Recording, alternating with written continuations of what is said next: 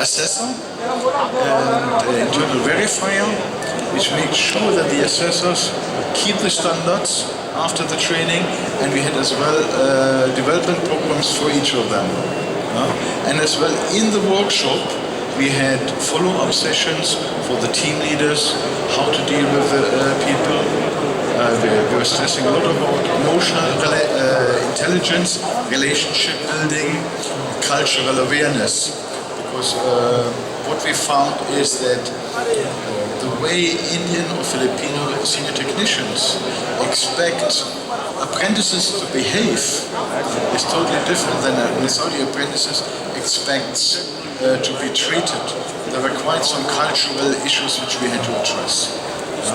So that was as well part of internal quality control. Introduction to new expertise is very important. If you look at some of the instructors which were given from the government, they had their automotive qualifications completed something like 20 years ago and not necessarily worked in the private sector at any time. So having international standards providers like the IMI involved makes sure that they see the need, I need to upskill, I need to do that online training, I have to go to Jaguar Land Rover, BMW or whichever, attend the course on engine management system. So they slowly, you raise the level of the whole organization. Okay, if you look at competency testing by the Institute of Motor Industry, again, the first thing is, what are our goals? What do we want to achieve? And we don't want to have from the program diagnostic specialists. What we have in the Jaguar Land Rover program, what was our goal? We want people which are able to start the Jaguar Land Rover program, do basic service work, and we take them forward from there over the next 3 to 4 years. I'm happy to say that from the first 2 groups in the Jaguar Land Rover program, every person has completed now the Jaguar Land Rover level 2 assessment. That means they are fully qualified technicians, and some of them have started and about 50% completed the level 3 program. So it is possible. Student population. We talked about the student population, the background of them.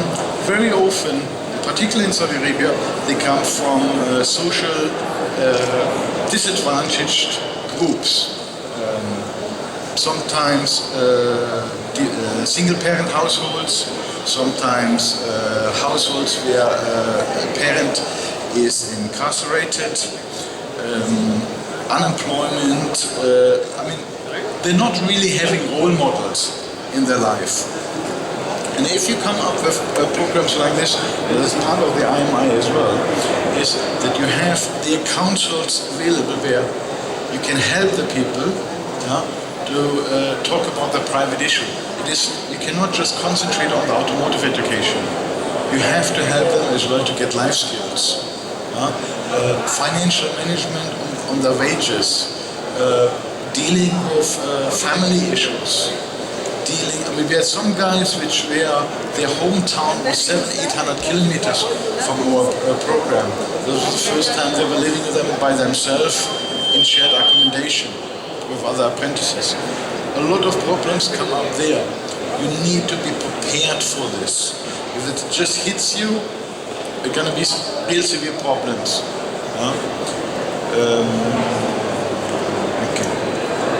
Processes.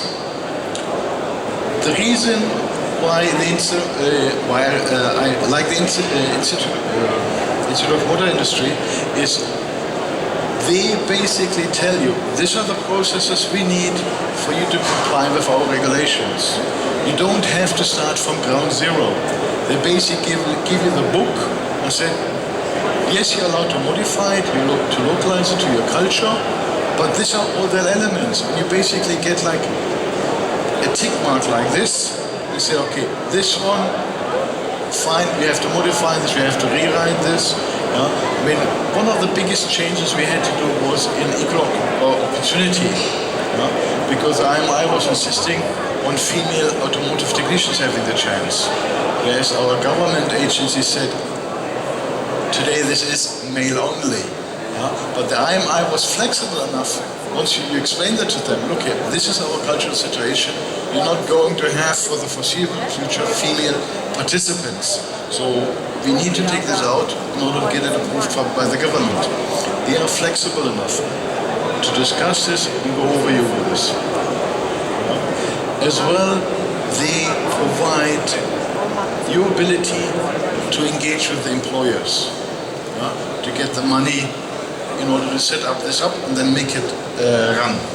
Because if you can say IMI approves this program, this is the quality thing, then you basically take the worries away. Am I investing something? Is there risk involved? Or is this just like a certificate mill where we just get people in and out? So you can use this as well for your finance and for your higher management to get this approved and continue to operate. Facilities and equipment. If you have somebody like the IMI with you, they stipulate what you need to have. They, for example, if you have decisions on brakes, they tell you you have to have these machines, you have to have everything to train and assess those competencies. And we use this one to talk to the government, because the government provided us the facilities, the building, and the main equipment. So we basically had a list of things we gave them and said, we would like this. And it was a 4-page document. There's a lot of stuff on it. And our approach was, the more I can get from the government, the less I have to get from the manufacturer, or in the end, pay myself or from the organization. So if you have this list from the IMI, then the discussion is, do you really need this? You take that out. Because you can sort of hide behind the standard and say, sorry, IMI says I have to have this, I have to teach it. This is one of the mandatory skills. So a lot of the discussion, a lot of time you can save here. Your team, as I said earlier, do not just focus on your trainers in the college. The guys in the workshops are equally important, because they are going at least 50% of the time. They are doing the teaching. They are doing the work. Okay, I learned how to remove brake pads, but I do it again and again and again in the workshop, under supervision. And you don't want to get the situation where the senior technician says, I'll just have a coffee, have a cigarette on the side, I will do it. Then the guy is not progressing. Training recognition. In our apprenticeship program, the training and recognition is normally at the end.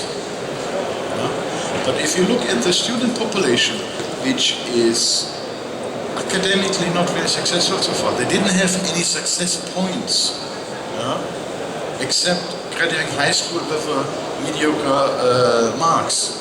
You have to create points in your program where you can celebrate, where you can give them something to really keep the motivation levels up. In the Jaguar Land Rover and BMW program, we had a lot of dropouts. Every one of these dropouts was not because of academic reasons. It was all about motivational reasons, not attending, just neglecting an assessment, not really committing. So really having here training and recognition points where they can really celebrate, here I have achieved something, is really, really, really key to keep them coming back on a daily basis and on time. The assessment method mix. I very often use the example of the old Egyptian high school teacher with the bamboo stick. In a lot of schools, this is still the practice. When you bring in somebody like IMI, this really doesn't matter if it's now IMI, the Japanese, or the Germans, your assessments methods change, because the methods mix, they really said, okay, knowledge by written down tests, assessments, discussions, one-to-one talks. If you have somebody who is dyslexic, yeah, I can't force him to have a written exam. I have to have the flexibility to talk to him through it, yeah, to remove possibly the reason why he didn't even achieve in the academic sector. We don't want to harm him again. International standards allow you this, and they actually promote this. Okay, if you look now on the impact on recruitment cost and onboarding, abilities match expectation. If I look for people which are level 3 diagnostic technicians and I only consider this, that means my recruitment costs is going to be rather high. But if I can find people which are on a lower level, yeah, I suddenly increase the pool. There are far more people which then can enter the program. Good morning, everyone. Training for the average professional will begin in 10 minutes. Please proceed to hall 4, G32. Thank you. I guess that's one of my points to rush up and close down. Yeah? Here the point is that if you have apprenticeship programs, yeah, it is far easier to get your level 2 and level 3 technicians created within the organization than trying to find them on the international market. Yeah? And to find diagnostic technicians level 3 on BMW, Mercedes, Jaguar, Land Rover is very difficult, and to entice them from one market to come to Saudi Arabia, which is maybe not that desirable place to be in the first place, is going to be very expensive. Yeah? To give you a number here, the level 3 technicians which were created in Saudi Arabia were getting 6,000 dirhams less than people which came from outside into Dubai. Yeah? So it really has impact to use apprenticeship programs as a recruitment tool, as a sustainable talent pipeline. That you really start at the bottom. And if you give chance to people which knows he is sort of at the end of his line, goes into apprenticeship programs, his loyalty to the organization, possibly even the brand, is far superior, which has been hopping around the GCC, possibly even the world, every 2 or 3 years for a different organization. Apprentices in Europe has the highest recommendation rate. 66% of future apprentices are actually joining an organization because somebody they have known recommended it. That means your recruitment costs are zero in that case. Culture and continued education. If you have apprenticeship programs and you have people which come out of an apprenticeship program, they want to give back. So you really have created a step ladder for people to develop and develop. Yeah? And if you have apprentices which you have created in-house, compared to other people from outside, possibly other countries, of course you will prefer the guys which you created because they know your processes, they know your organization, they know the boss already, yeah? They know the product. Yeah? That means the duration they need to be fully productive is like days. Yeah? Instead of working with a team technician, here's your toolbox, here's your work babe, you know what to do. Yeah? So from a recruitment point of view, there's absolutely no discussion. When it comes to quality of graduates versus the quantity, yeah, one of the things in the Middle East which is impacting apprenticeship programs is the duration of management. If I have managers which are only 2 years with the organization, they are not going to invest and plan into in apprenticeship programs which only have outcome in 3, 4, 5, 6 years. Yeah? Because the bonuses, the incentives are short-term oriented. Yeah? So that is something that higher management and ownership has to come in and overrule things to make sure these programs are really done. Again, dual apprenticeship versus full-time college. Full-time college, as I said, is at the government vocation. They are not quite as successful as in-house programs. Yeah? return on investment focus. Are you looking at financial returns, or are you looking at talent supply? Because if you look at a talent supply, like for example in Saudi Arabia with the visa restrictions, with Saudization restrictions, yeah, short term, yes, not doing this, your financial point's going to be a lot better. But who is going to repair your automatic transmission 5 years from now? Who is going to repair your electric vehicle 5 years from now? Yeah? If you're not allowed to get people from outside, you have to create them yourself in-house. Yeah? As well, corporate or social responsibility is coming to the Middle East and is being more proliferated. The Nagi Group has gained a lot of credit with society in different levels from running automotive apprenticeship programs. They went to the extent said, okay, we are hiring more apprentices than we actually need and let them go to other dealers later on. Yeah? That brought a lot of goodwill with the government. Yeah? Another thing is where IMI is very, very good, because in the UK, nearly all manufacturers work with the IMI in apprenticeship levels, and as well as the technician programs. So there is a nice step-ladder approach from apprenticeship to manufacturer, competency training and accreditation. So that works very nice. As I said, retention is key. If you want to make your future growth, you have to get people from apprentice to level 3. The habit of every 2-3 years getting new people in does not work anymore honestly. There is such a skill gap, particularly on the diagnostic level, that you have to try to keep your people, because hiring less competencies than in from outside at the later stage is far, far, far more expensive and only a short-term gap solution.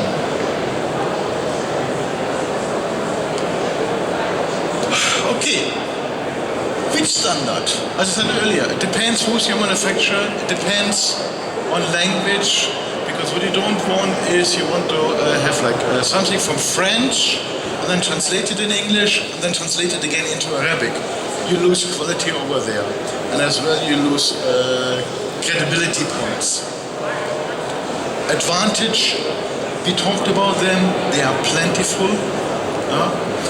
Support, if you want support from the government, having international standard is far easier than coming up with your own program. If you want the support from the manufacturers, regional offices, even if you want to do it as a cooperation between different dealers, like for example in Saudi Arabia, the 3 Honda dealers wanted to come up with a program, but they could only actually agree on something once they were talking about international standards, what we actually want to train at. In the beginning, everyone had his own ideas. The service manager, we have to do this, we have to do this. And they couldn't find agreement and really get anything going. Only when they started with an international standard, they found common grounds.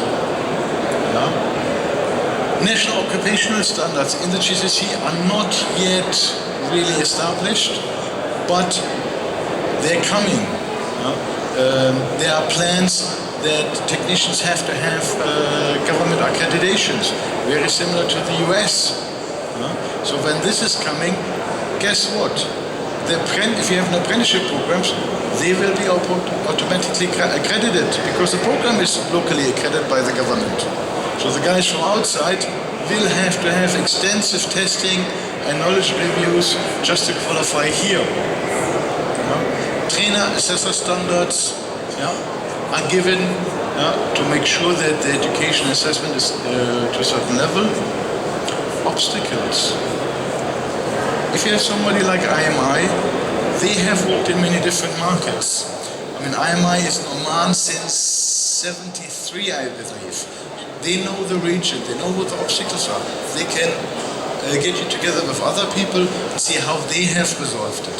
You're not standing by yourself. And the other thing is, we are international standards come in is when it comes to quality. A lot of times people wanted to take shortcuts. And if you're a training operator, you need then something what protects you in money shortcuts, operational shortcuts. And if you have then an international standards, you can always say, sorry, if we do this, we're not complying to international standards, our certificates are not valued anymore. Yeah? So it protects you on the long term, on the quality and the outcome. The apprentice which graduates, because only if he's accepted in the workshop, by knowing what he can do, yeah, then the next group is going to come in. Yeah? Because it basically generates continuous recommendation of quality from the apprentices. We are going to distribute this PowerPoint presentation. You see here quite a few references from the academic side, where a lot of stuff I said is mentioned in more details. If you're interested, just Google it and it will come up. Most of the references are free accessible to anyone. You don't need library credentials for that. Does anyone have any questions? Anything you would like to contribute to the subject?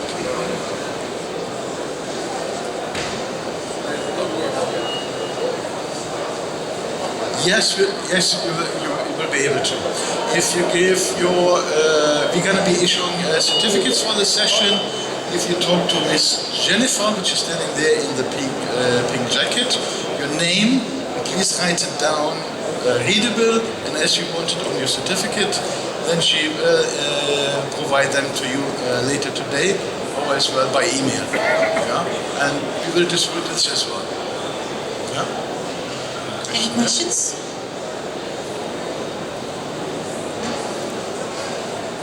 Have you considered gamifying the apprenticeships and internships? Yes, we have initiated